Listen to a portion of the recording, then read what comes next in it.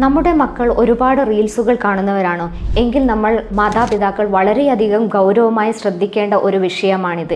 എന്തെന്നാൽ നമ്മുടെ മക്കൾ കാണുന്ന റീൽസുകൾ പലപ്പോഴും അവരുടെ പ്രായത്തിന് അനുസരിച്ചിട്ടുള്ളവയായിരിക്കില്ല. ഇത് അവരുടെ മാനസിക വളർച്ചയെ സാരമായി ബാധിക്കുന്നു. ഇത് അവരുടെ ചിന്തകളെയും ഇഷ്ടങ്ങളെയും പ്രവൃത്തികളെയും ഒരു മുതിർന്നവരുടേതുപോലെയാക്കുകയും ചെറിയ ചെറിയ റീൽസുകളിൽ നിന്ന് അവർ തന്നെ അറിയാതെ വലിയ വിപത്തുകളിലേക്ക് കൊണ്ടുചെന്നെത്തിക്കുന്നു.